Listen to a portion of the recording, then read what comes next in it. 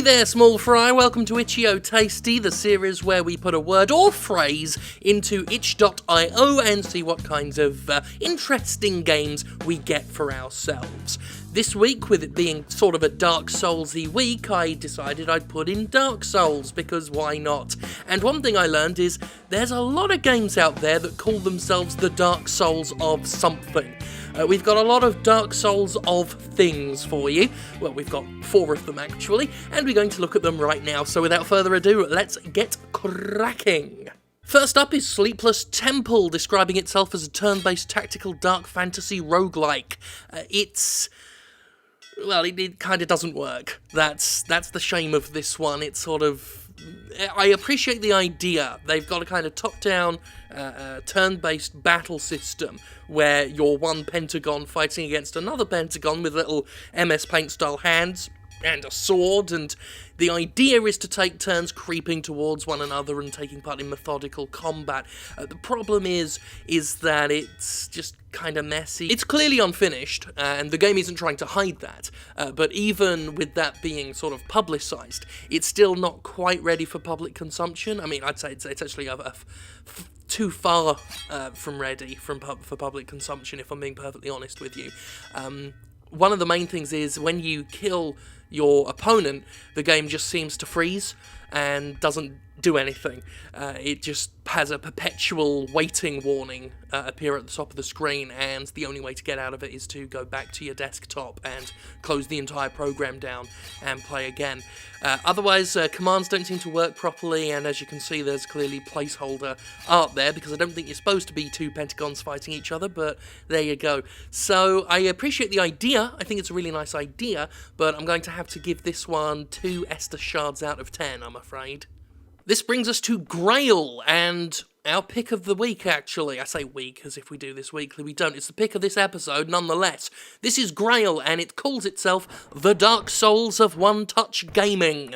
And it's somewhat true, sort of. It's certainly the closest to Dark Souls as any of the games we've got featured, in terms of aesthetic and general punishment. It is a game that expects you to die and learn from your mistakes and try again, very much like Dark Souls. It's a little bit frustrating, but it is kind of cool. It's a cool idea. It is one button, as the game promises. It's one-touch gaming. You just hit the right directional button. That's what you do, you press right, and it's all about timing from there. Your character automatically jumps, automatically attacks, but you can only move right. That's your input, and if you mess up the timing, you get screwed, basically.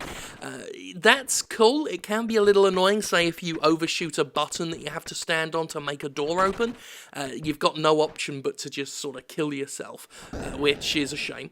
But otherwise, it's kind of tense. You know, you've got to like edge up and make sure an enemy swings first just when they're out of your range, and then you rush in and hit them. And you've got a kind of a long animation on the swing. I guess that's the best way of putting it. So you've got to really judge it and make sure you hit the skeletons before the skeletons hit you. It can be rather annoying, even in my short time playing it, but I am impressed.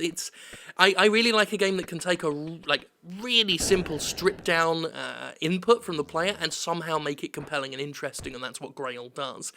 My one other big bugbear is the fact that the backgrounds and the animated portions really don't have an artistic cohesion. The game initially has this sort of all-green Game Boy-esque visual to it, but the skeletons and the main armoured hero are very different artistically, and it's kind of jarring.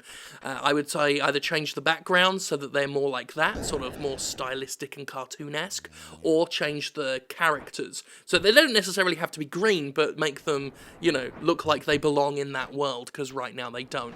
Otherwise, really, really good, and I'm going to give this one, I'm going to say, enough souls to level up to 10 out of 10 levels.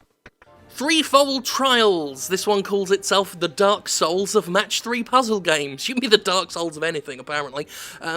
I think I like this game. I think I like it. I don't know if I was doing well in it. In fact, I don't know anything about what I was doing. The tutorial didn't work. It went to the tutorial and it said try merging two cards, well, two tiles on the screen, and there was only one tile, so I couldn't merge anything, so I gave up and just sort of threw myself into the main thing. I kind of picked it up.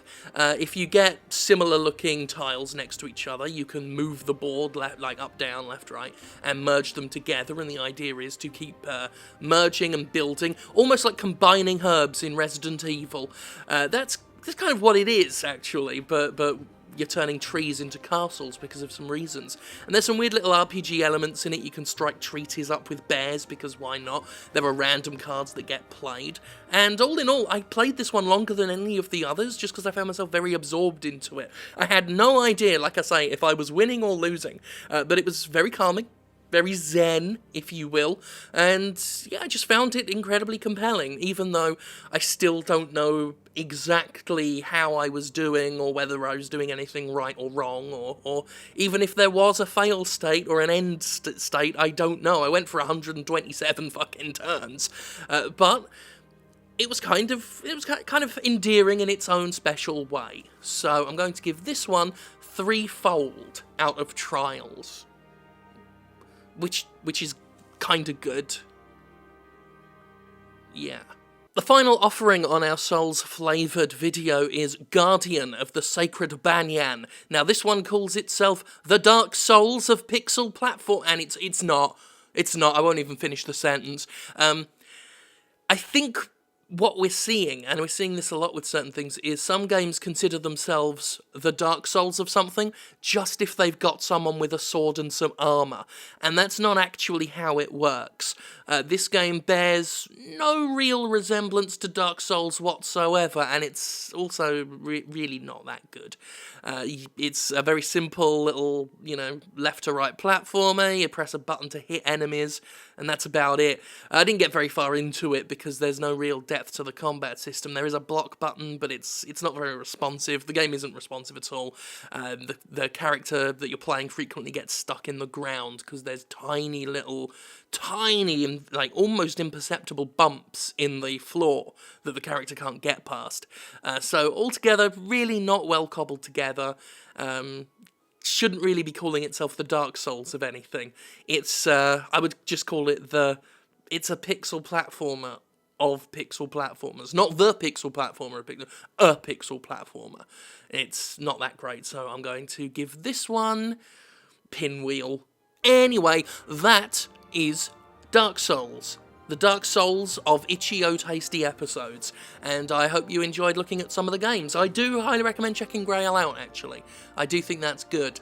It is the Dark Souls of one-touch gaming, I suppose, and it is the only one in the games I looked at that call themselves, that compare themselves to Dark Souls.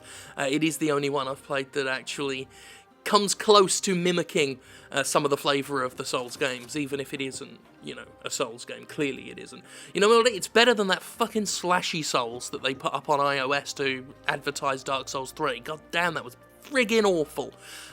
Don't recommend you play that at all, but do check Grail out. I actually hope they do more on that, like they do more with it, and maybe get some artistic cohesion going, because yeah, that's cool. So that was Itchy-o Tasty. Hope you enjoyed it, and as always, get itchy and stay tasty, my friends. Do it.